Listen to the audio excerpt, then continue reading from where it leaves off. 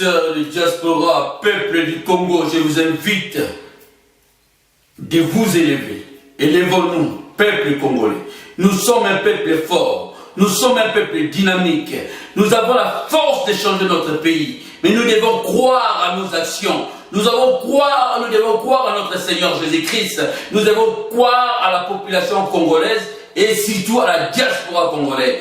Car les diasporas congolais ont la capacité de changer ces pays. Mais je vous invite, mes frères et sœurs des diasporas, de vous inviter de nous joindre, de cette organisation. Cette organisation a un seul but, d'apporter les changements au niveau du Congo, d'apporter les développements au niveau du Congo, d'apporter l'évolution au niveau du Congo et d'apporter l'église pire, saine, identique à l'église primitive, là où le Seigneur dit allez.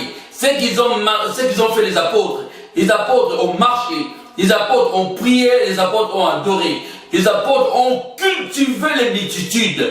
Nous avons reçu les valeurs judéo-chrétiennes, nous devons être cultivés. Nous avons encore la grâce de vivre dans ces pays développés. Donc, frères et sœurs, vous êtes ici. Si le Seigneur a permis que vous quittez la RDC pour venir dans ce pays, parce que le Seigneur a une mission pour vous, que vous êtes touchés, vous qui m'attendez, là où vous êtes, que cette parole vous perce le cœur, que cette parole vous transforme, que cette parole vous touche, que l'Esprit de Dieu vous touche.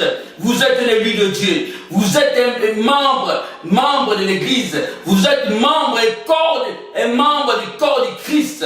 Vous avez des missions à accomplir. Si vous croyez qu'enrichissant vos familles, en vous enrichissant personnellement, vous soyez sûr, même tous les temps que vous passerez à l'église, vous n'hériterez pas le royaume des cieux. Essayons maintenant, commençons maintenant à enrichir le royaume des cieux en faisant les choses au nom de notre Seigneur Jésus-Christ, en développant la solidarité, la charité, à suivre la recommandation de notre Seigneur Jésus-Christ, le roi des rois. Il nous a recommandé de nous aimer les uns les autres, de soutenir les pauvres, d'être solidaires, d'être unis et d'annoncer son nom, parce que nous sommes les canaux sur lesquels le Seigneur a béni son peuple. Vous parlez de David, vous cherchez parfois les David. Parfois les gens que vous surnommez les David, parfois c'est pas eux les David, parfois les David c'est toi. Parfois les David c'est toi. Les gens qui vont nous porter les changements, tu fais partie mon frère, tu fais partie ma sœur. Lève-toi homme de Dieu, lève-toi femme dans le Seigneur Jésus-Christ. Tu es un peuple, les peuples congolais ont la grâce, la parole de Dieu. Maintenant nous allons changer, maintenant nous voulons vivre l'église primitive, pas l'église des fantaisies, pas l'église des fanatismes, pas l'église de tous ces pasteurs qui ne sont pas à se cultiver, mais l'église qui cultive les hommes, qui pousse les hommes à se mobiliser, à prendre des décisions fermes et conformes.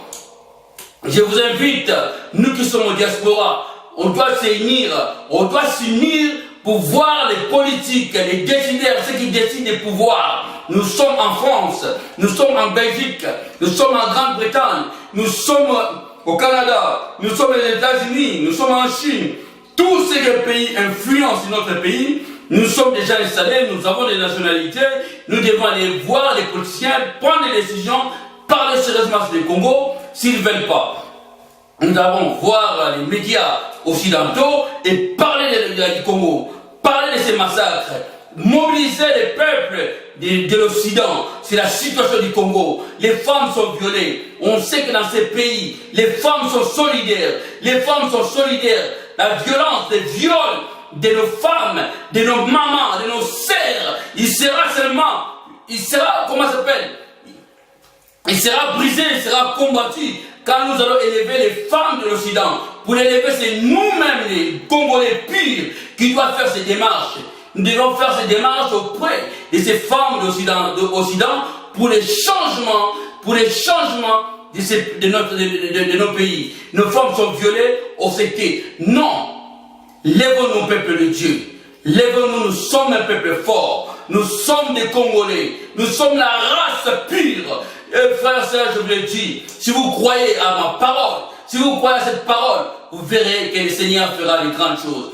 Il est temps que la diaspora congolaise, vous qui êtes le sujet de la prophétie, de vous élever maintenant. Je vous invite, vous, mes frères et sœurs des diasporas, car nous sommes les sujets principal de la prophétie. Souvenez-vous, même vos prophètes que vous croyez, même eux ils ont dit que vos fils, nos filles quitteront notre pays. Mais c'est nos fils qui vont quitter notre pays. Ils reviendront pour construire ces pays. Ce n'est pas les nationaux, ce n'est pas les locaux qui vont construire les pays. C'est nous qui sommes de l'extérieur. Dieu a voulu que notre mission, notre présence dans ces pays développés, dans les pays colonisateurs, ce n'est pas en vain. Donc, si vous écoutez ces paroles, que ces paroles vous touchent, que ces paroles vous transforment, que ces paroles vous libèrent. Libérez vos pensées. Soyez délivrés de votre peur. Que la peur vous quitte. L'hésitation vous quitte. Les doutes vous quittent. Soyez un homme affermi. Des hommes dynamiques. Lisons la Bible. On voit comment les hommes de la Bible, quand pour sortir de l'Égypte, comment ça s'appelle, il y a un temps, ils ont prié. Mais il y a un temps, ils ont marché. C'est pas qu'ils ont prié dans les sillons, ils sont restés dans les sillons. Non, ils ont prié. Ils ont marché. Ils ont parlé aux politiciens égyptiens qui étaient les pharaons avec tous les membres de son gouvernement. Ils ont fini par les lâcher. Donc, frères et sœurs, nous parlons de la parole d'action. Nous avons besoin de vous. Nous voulons prendre les décisions avec vous. Nous voulons prier avec vous, implorer la grâce de Dieu avec nous, avec vous, prendre les initiatives nécessaires pour les changements du Congo. On ne peut pas être des spectateurs. Comment notre peuple souffre, comment notre pays souffre dans toutes dimensions, politiques, économiques, religieuses, sociaux, tout, mais nous restons vraiment indifférents. Lèvons-nous pour les changements de notre pays, lèvons-nous pour les progrès de notre pays, lèvons-nous pour l'évolution de notre pays. Car même Mao, il a pu se développer, il a sollicité tous les membres de diaspora. On connaît que par les diasporas portugais, que le Portugal s'est développé, par la diaspora italienne, donc tous les membres de diaspora apportent toujours un plus. Nous allons apporter des changements dans toutes les dimensions, même alimentaires. Tout ça peut changer. Donc les Congo ne peuvent pas rester enfamés, les Congo ne peuvent pas rester humiliés, mais la force du Congo, c'est nous la diaspora. C'est nous la diaspora. Nous sommes la force de la prophétie. Cette parole est prophétique. Cette parole est prophétique. Ce n'est pas une plaisanterie. Levez-vous, vous verrez les changements. Par le nom du Seigneur Jésus-Christ. Je vous invite, frères et sœurs, là où vous êtes, si vous attendez ces messages, que votre message vous touche, vous perce le cœur, que votre cœur soit touché. Que votre cœur soit touché. Croyez en Dieu. Si vous doutez même, prenez même des jours de prière sur ces messages.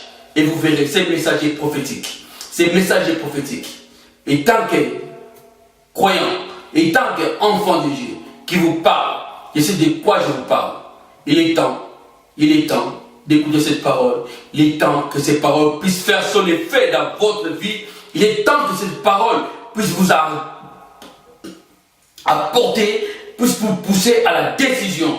Il est temps de vous décider, de quitter cette vie des spectateurs, mais d'être actif.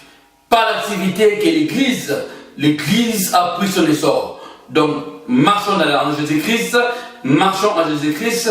J'invite des marcheurs. Parce que notre mouvement, c'est le mouvement des marcheurs chrétiens. Ceux qui marchent, pas ceux qui sont enfermés. Au nom de Jésus-Christ, c'est lui que je loue, c'est lui que j'adore, le Fils de Dieu Tout-Puissant. Si vous attendez cette parole, n'endurcissez pas votre cœur. Amen.